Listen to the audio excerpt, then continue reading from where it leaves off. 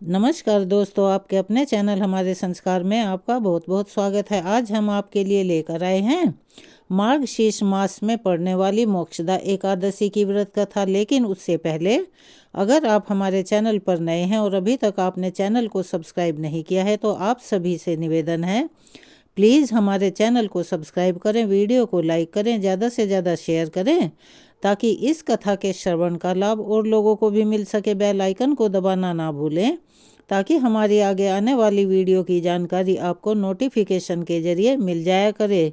परम पिता परमेश्वर की कृपा आप सभी पर हमेशा बनी रहे। आपका ये छोटा सा प्रयास हमारे लिए काफ़ी मददगार साबित होता है। कमेंट्स बॉक्स में ओम नमो भगवते वासुदेवाय नमः, हर हर महादेव लिखना ना भूलें। आपको एक बात और बता दें कि आज ही के दिन गीता जयंती भी मनाई जाती है। आपको मोक्षदा एकादशी और गीता जयंती की हमारे संस्कार चैनल की तरफ से बहुत बहुत शुभकामनाएं। एकादशी की पावन तिथि वह अवसर है जब मनुष्य अपने पूर्व जन्मों के और इस जन्म के किए हुए पापों से मुक्ति पाकर मोक्ष का अधिकारी बन जाता है। यह व्रत भगवान श्री हरि विष्णु की कृपा के प्राप्त करने का एक बहुत ही सीधा, सच्चा और सरल साधन है। इस कथा के श्रवण से सभी श्रोताओं का जीवन धन्य हो जाता है। तो चलिए अब श्रद्धा और भक्ति के साथ मोक्षदा एकादशी की कथा का शुभारंभ करते हैं। एक बार धर्मराज युधिष्ठिर भगवान श्री कृष्ण से बोले, हे देव देवेश्वर, मैं यह जानना चाहता हूँ कि मार्गशीर्ष मास शुक्ल पक्ष में जो एकादशी होती है वह किस नाम से जानी जाती है और उसका व्रत करने की कौन सी विधि है, उसमें किस देवता का पूजन किया जाता है। हे कृष्ण, यह सब यथार्थ रूप से हमें बताइए। तब श्री कृष्ण ने कहा, राजन, मार्गशीर्ष मास के कृष्ण पक्ष में उत्पन्ना नाम की एकादशी होती है जिसका वर्णन हम पहले ही कर चुके हैं। अब शुक्ल पक्ष की एकादशी का भी वर्णन करता हूँ जिसके श्रवण मात्र से हजारों लाखों वाजपेयी यज्ञों का फल मिलता है। उसका नाम है मोक्षदा एकादशी, जो सब पापों का नाश करने वाली है। इस दिन श्रद्धा पूर्वक तुलसी की मंजरी और धूप दीप आदि से भगवान दामोदर का पूजन करना चाहिए। पूर्वोक्त विधि से ही दशमी और एकादशी के नियम का पालन करना उचित होता है। मोक्षदा एकादशी बड़े बड़े पातकों का नाश करने वाली है। मोक्षदा एकादशी वाले दिन रात्रि में भगवान को प्रसन्न करने के लिए नृत्य, गीत और स्तुति के द्वारा जागरण करना चाहिए। जिसके पितृ पापवश नीच योनि में पड़े हों वे इसका पुण्य दान करने से मोक्ष को प्राप्त होते हैं, यानी कि व्रत रखकर उन्हें समर्पित कर देना चाहिए। इसमें तनिक भी शंका नहीं है। पूर्व समय की बात है, वैष्णवों से विभूषित परम रमणीक चंपक नगर में वैखानस नामक राजा रहा करते थे। वे अपनी प्रजा का पालन अपने पुत्र की तरह करते थे। इस प्रकार राज्य करते हुए राजा ने एक दिन रात को स्वप्न में अपने पितरों को नीच योनि में पड़ा हुआ देखा। उन सबको इस अवस्था में देखकर राजा के मन में बड़ा आश्चर्य हुआ और प्रातः काल ब्राह्मणों से उन्होंने रात्रि में देखे गए अपने सपने का सारा हाल ज्यों का त्यों कह सुनाया। राजा बड़े दुखी स्वर में बोले कि हे ब्राह्मणों, मैंने अपने पितरों को नरक में गिरा दिया है। वे बार बार रोते हुए मुझसे कह रहे थे कि तुम हमारे तनुज हो, इसीलिए इस नरक समुद्र से हम सबका उद्धार करो। हे द्विजों, इस रूप में मुझे पितरों के दर्शन हुए हैं, इससे अब मुझे चैन नहीं मिल रहा है। मैं क्या करूं, कहाँ जाऊं? मेरा हृदय बहुत ही परेशान हो रहा है। हे द्विजों, उत्तम वह व्रत, वह तप और वह योग जिससे मेरे पूर्वजों को तत्काल नरक से मुक्ति मिल जाए, बताने की कृपा कीजिए। मुझ बलवान और साहसी पुत्र के जीते जी मेरे माता पिता घोर नरक में पड़े हुए हैं, अतः ऐसे पुत्र का क्या लाभ है? तब ब्राह्मण बोले, राजन, यहाँ से निकट ही पर्वत मुनि का महान आश्रम है। वे भूत और भविष्य विद्या के भी ज्ञाता हैं, आप उन्हीं के पास चले जाइए। तब ब्राह्मणों की बात सुनकर महाराज श्रीगिरी पर्वत मुनि के आश्रम पर गए और वहां उन मुनि श्रेष्ठ को देखकर उन्होंने दंडवत प्रणाम करके मुनि के चरणों का स्पर्श किया। मुनि ने भी राजा से राज्य की कुशल क्षेम पूछी। तब राजा बोले, स्वामी, आपकी कृपा से मेरे राज्य में 7 अंक सकुशल हैं, किंतु मैंने स्वप्न में देखा है कि मेरे पितृ नरक में पड़े हुए हैं। अतः आप मुझे बताइए कि किस पुण्य के प्रभाव से उनका वहां से छुटकारा होगा, यानी कि उद्धार होगा। राजा की बात सुनकर मुनि श्रेष्ठ पर्वत एक क्षण तक ध्यानमग्न रहे। इसके बाद वे राजा से बोले, महाराज, मार्गशीर्ष मास के शुक्ल पक्ष में जो मोक्षदा नामक एकादशी होती है, तुम सब लोग उसका व्रत करो और उसका पुण्य पितरों को समर्पित कर दो। उस पुण्य के प्रभाव से उनका नरक से उद्धार हो जाएगा। भगवान श्री कृष्ण कहते हैं, युधिष्ठिर मुनि की यह बात सुनकर राजा पुनः अपने घर लौट आए।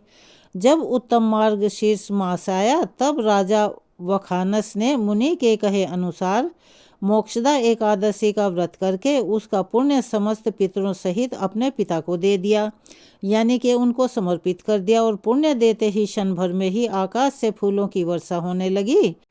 वखानस के पिता पितरों सहित नरक से छुटकारा पा गए और आकाश में आकर राजा के प्रति वे पवित्र वचन बोले, बेटा, तुम्हारा कल्याण हो।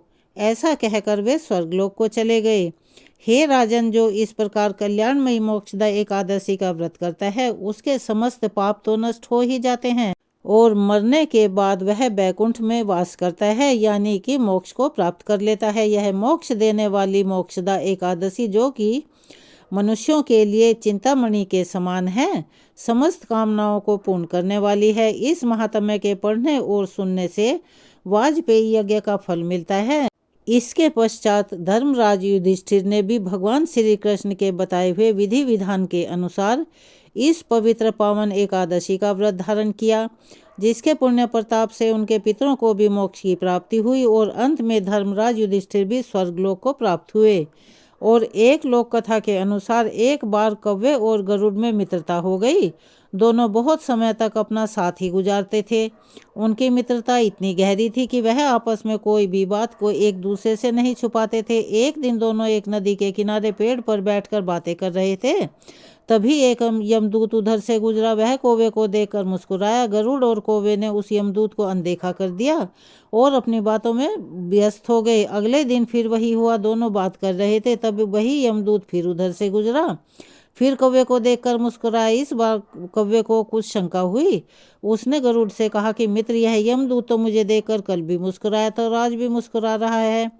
कुछ तो गड़बड़ है, हो सकता है मेरी मृत्यु आने वाली हो। गरुड़ ने उसे समझाया कि ऐसा कुछ नहीं है, यह एक संयोग मात्र भी हो सकता है, इसीलिए तुम इस बात की चिंता मत करो। 2-3 दिन ऐसे ही और निकले।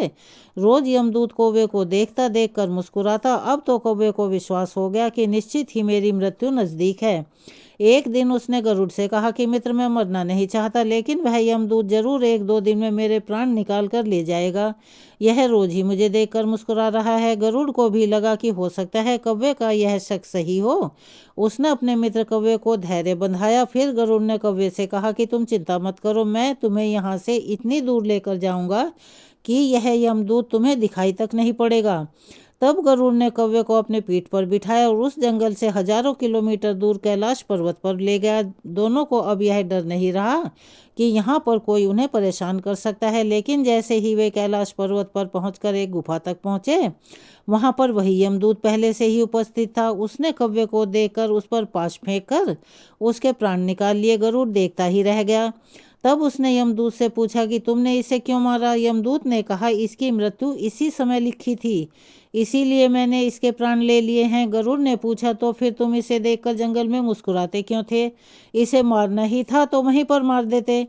यमदूत ने तब उत्तर दिया कि इसकी मृत्यु तो केवल कैलाश पर्वत पर ही लिखी हुई थी, लेकिन 4-5 दिन पहले उसे इस जंगल में देखकर मुझे आश्चर्य हो रहा था कि यह इतने कम समय में वहां पर पहुंचेगा कैसे, क्योंकि इसके पंख भी छोटे हैं और यह इतनी लंबी उड़ान भी नहीं भर सकता। तो फिर आखिर हजारों योजन दूर वह कैलाश तक कैसे पहुंचेगा?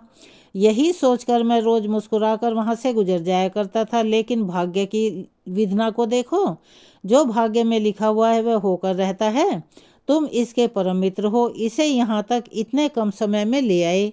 जीवन और मृत्यु भाग्य की ही बात है, इससे कहीं भी छिपाया बचा नहीं जा सकता।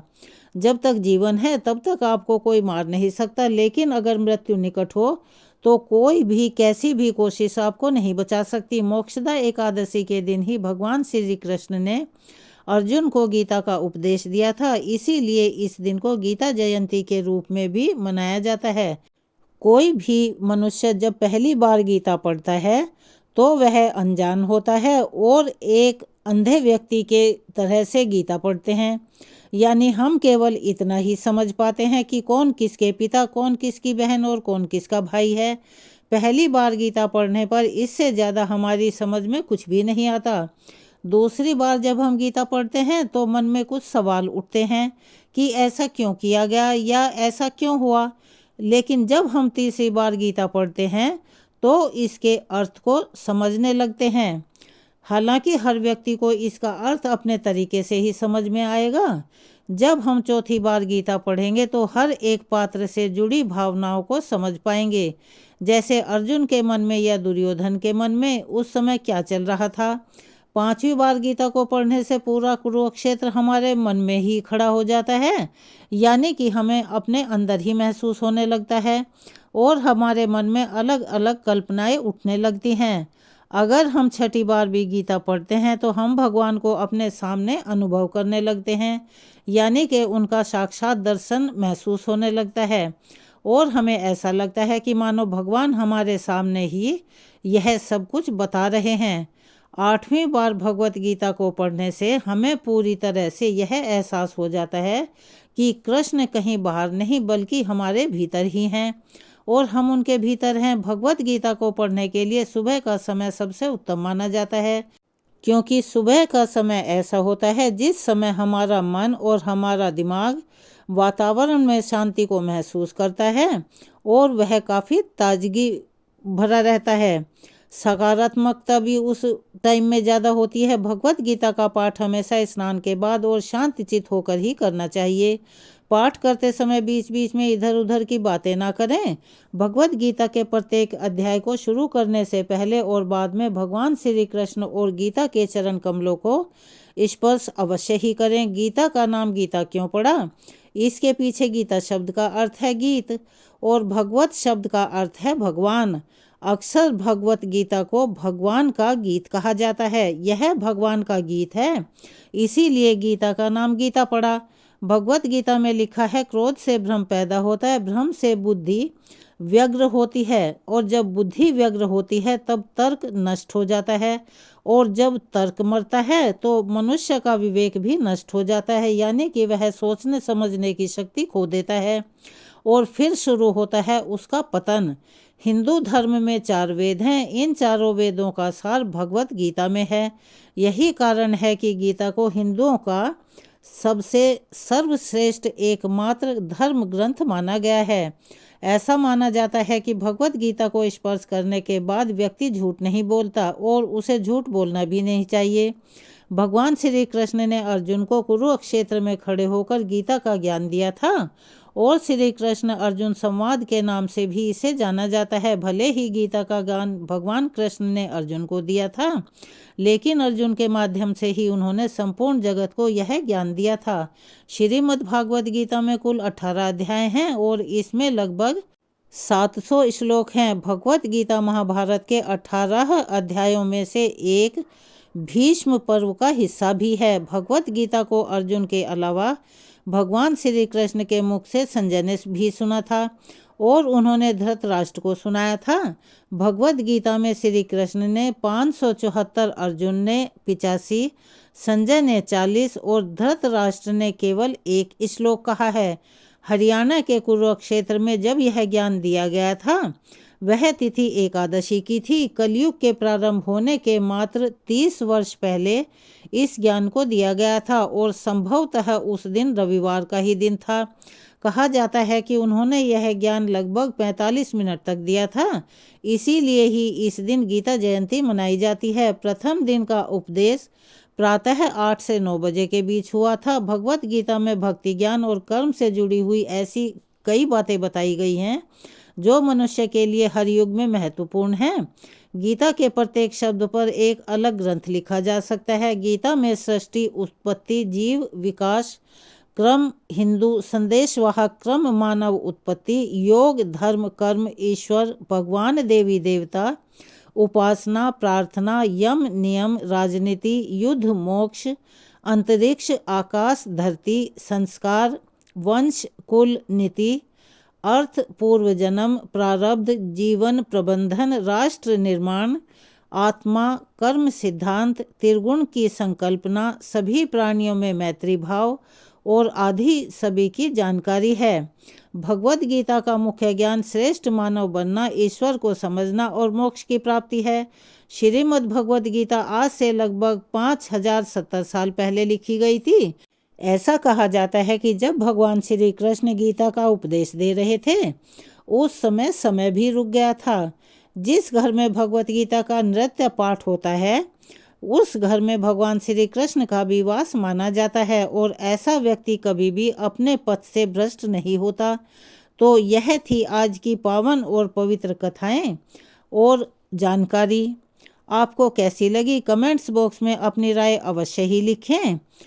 अगर आप हमारे चैनल पर नए हैं और अभी तक आपने चैनल को सब्सक्राइब नहीं किया है तो आप सभी से निवेदन है प्लीज़ हमारे चैनल को सब्सक्राइब करें, वीडियो को लाइक करें, ज़्यादा से ज़्यादा शेयर करें ताकि ये कथाएं और ये जानकारियां और लोगों के पास भी पहुंच सके, उन्हें भी इसका लाभ प्राप्त हो सके। बेल आइकन को दबाना ना भूलें ताकि हमारी आगे आने वाली वीडियो की जानकारी आपको नोटिफिकेशन के जरिए मिल जाया करे।